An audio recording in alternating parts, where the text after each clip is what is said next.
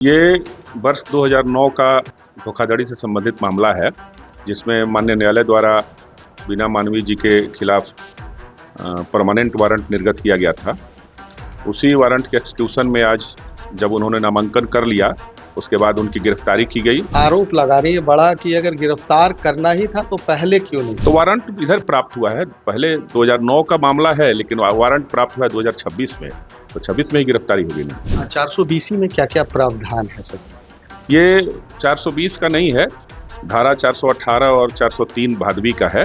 ये धोखाधड़ी है और उसी धोखाधड़ी के लिए इनके विरुद्ध वारंट निर्गत किया गया था। 17 वर्ष पुराने मामले में बीना मानवी की अचानक गिरफ्तारी होती है, हालांकि बाद में कोर्ट से उन्हें जमानत मिल जाती है।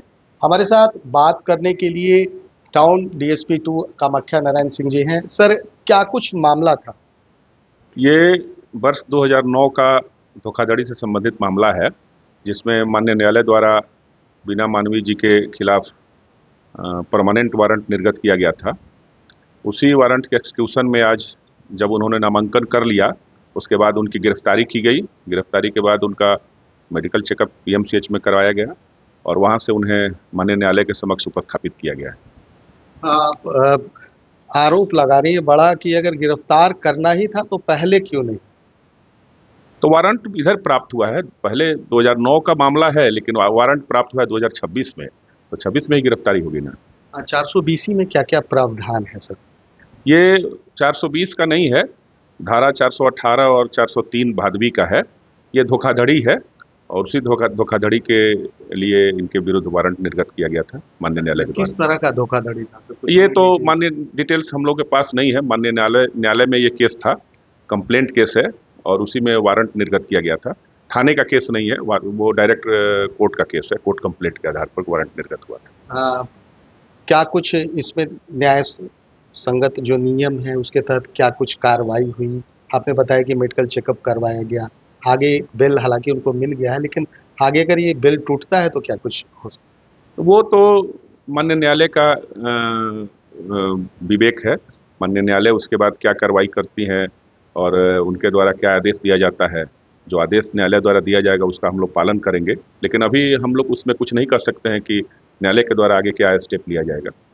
पुलिस प्रशासन पर लेकिन आरोप बड़ा लगा रही है, कह रही हैं कि राजनीति से प्रेरित होकर ऐसा कुछ किया गया। नहीं, वैसे बिना वारंट के हम लोग अरेस्ट करते तो ये आरोप सही होता। वो तो माननीय न्यायालय के आदेश का हम लोगों ने अनुपालन किया है। कितने दिन पहले सर वारंट निर्गत किया? अभी कुछ दिन पहले, महीनों पहले वारंट निर्गत हुआ है। क्या इससे पहले भी कुछ उनको मतलब वारंट की कॉपी भेजी गई थी या उपस्थित? नहीं, इसके पहले कोई वारंट हम लोग को नहीं मिला है।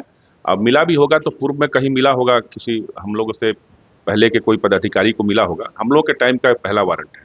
तो देखिए, ये थे टाउन डीएसपी 2 कामाख्या नारायण सिंह, जिन्होंने साफ तौर पर कहा है कि कहीं ना कहीं बीना मानवी के खिलाफ धोखाधड़ी से संबंधित मामले पहले से दर्ज थे। आपको बताते चले कि ये 2009 का मामला है और कहीं ना कहीं इसमें पुलिस ने बड़ी कार्रवाई करते हुए वारंट के अंतर्गत बीना मानवी को गिरफ्तार किया। हालांकि जो राजनीतिक दल हैं उन्होंने साफ तौर पर पुलिस पर आरोप लगाया, लेकिन कहीं ना कहीं पुलिस अपने काम को बखूबी से करते हुए उनकी गिरफ्तारी करती है। हालांकि उन्हें जो है कोर्ट से बिल मिल जाता है, लेकिन अब देखना है कि जिस तरह से इस पर सियासत शुरू हो चुकी है, आगे ये कैसा सियासी रंग लेता है। कैमरा पर्सन गोलू के साथ सुधीर रमन, NBC 24 पटना।